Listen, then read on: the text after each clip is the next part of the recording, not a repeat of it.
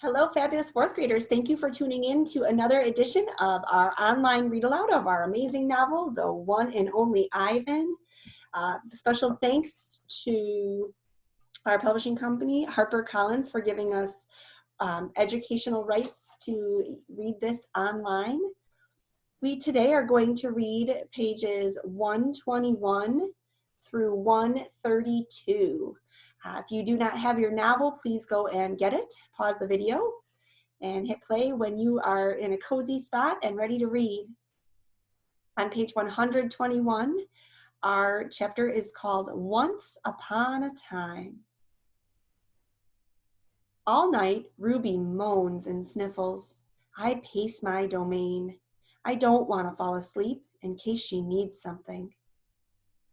Ivan, Bob says gently, get some sleep, please, for your sake and for mine. Bob can't sleep unless he's on my stomach. I hear a stirring. Ivan, Ruby calls. I rush to my window. Ruby, you all right?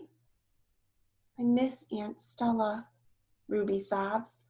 And I miss my mom and my sisters and my aunts and my cousins too. I know, I say, because it's all I can think of.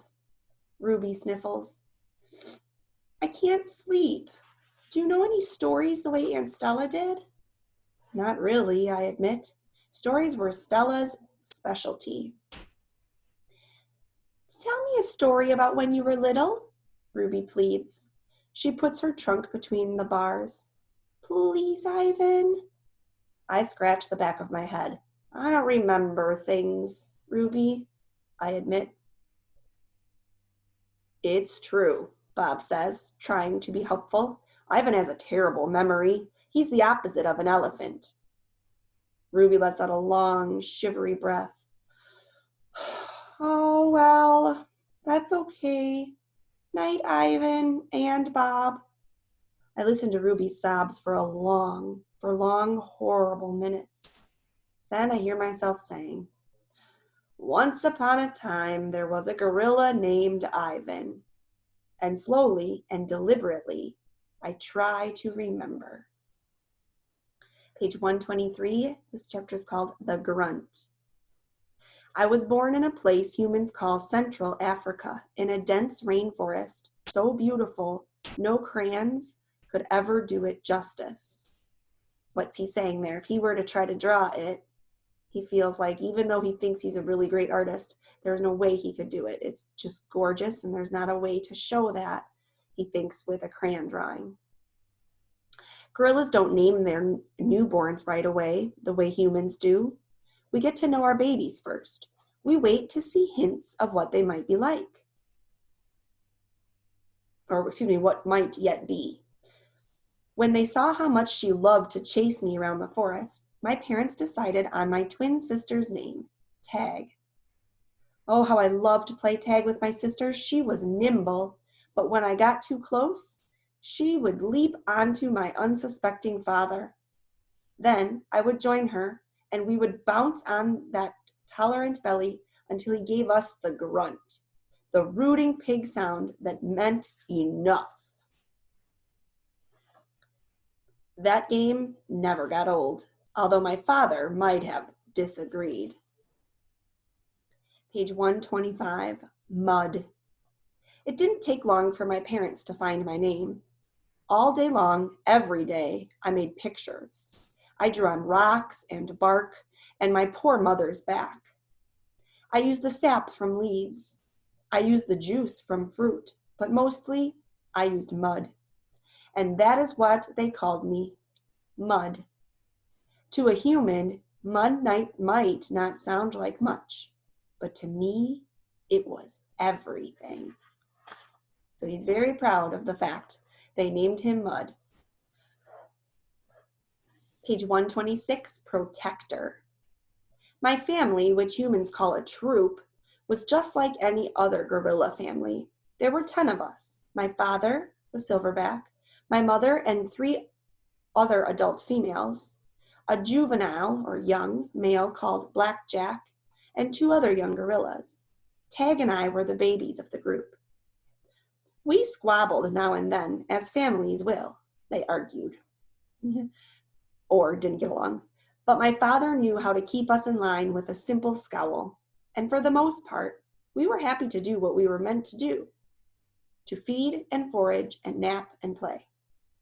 My father was a master at leading us to the ripest fruit for our morning feast and the finest branches for our night nests.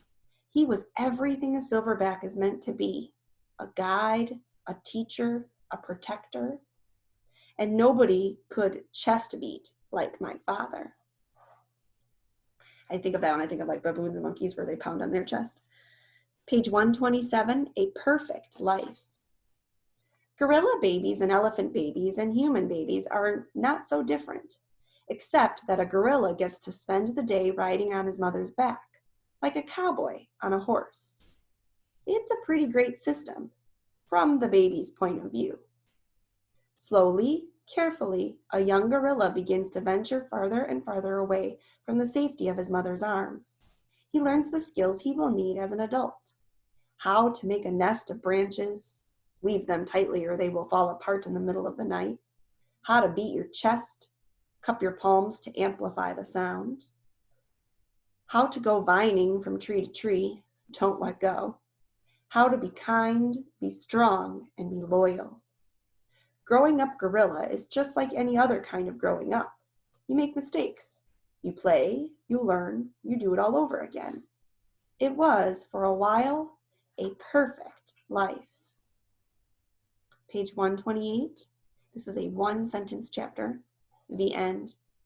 One day, a still day when the hot air hummed, the humans came. Page 129. Vine. After they captured my sister and me, they put us in a cramped, dark crate that smelled of urine and fear. Somehow, I knew that in order to live, I had to let my old life die. My sister could not let go of our home. It held her like a vine, stretching across the miles, comforting, strangling. And so vines in a forest wrap from tree to tree. They hang down, like he said, they're used by baboons and monkeys to travel. They swing from them. Okay, but they're using that as kind of in a way, a metaphor here. They're describing how, as the vines used to wrap from tree to tree, his sister, in a way, is being held to those memories and having a very, very hard time with the idea of being captured and being taken away from family. Okay, so it held her like a vine, stretching across miles, comforting, strangling, okay, meaning having a hard time, severely so, with being taken from family and from the forest. Whereas Ivan says he realized that most likely there was no going back. He says he had to let his old life die and see wherever he was headed next as the new part of his life. Last paragraph on page 129. We were still in our crate when she looked at me without seeing, and I knew that the vine had finally snapped, meaning she didn't make it. If someone's looking at you without seeing, they passed away. Page 130, The Temporary Human. It was Mac who pried open that crate, Mac who bought me, and Mac who raised me like a human baby. I wore diapers. I drank from a bottle. I slept in human beds, sat in human chairs, listened while human words swarmed around me like angry bees. Mac had a wife back then. Helen was quick to laugh, but quick to anger too, especially when I broke something, which was often. Here's what I broke while I lived with Mac and Helen. 1 crib, 46 glasses, 7 lamps, 1 couch, 3 shower curtains, 3 shower curtain rods, 1 blender, 1 TV, 1 radio, 3 toes, my own. I broke the blender when I squeezed 3 tubes of toothpaste and a bottle of glue into it. I broke my toes attempting to swing from a lamp fixture on the ceiling. I broke 46 glasses. Well, it turns out there are many ways to break a glass. Every weekend, Mac and Helen took me in their convertible to a fast food restaurant where they ordered me French fries and a strawberry shake. Mac loved to see the expression on the cashier's face when he drove up and said, "Could I have some extra ketchup for my kid?" I went to baseball games, to the grocery store, to a movie theater, even to the circus. They didn't have a gorilla. I rode a little motorbike and blew out candles on a birthday cake. My life as a human was a glamorous one. That means fancy and special. Although my parents, traditional sorts, would not have approved. He's meaning his gorilla parents, right? His traditional parents, that's what he means. They would not have approved of being raised like a human. But it sounds like at first, when he gets to Mac's house, and he and Mac and Helen treat him very nicely, right? It sounds like they raise him and treat him with kindness. They are working to take care of him. He gets to go for rides. So that first part of his life when he gets there is really not too bad. It sounds like he's really kind of enjoying it. The next time we read, we will find out if that continues and how he continues to feel about this new human life. Thank you so much for reading with me. I miss you all lots. Send you love and hugs. Hope you're having a great day. Look forward to seeing you soon.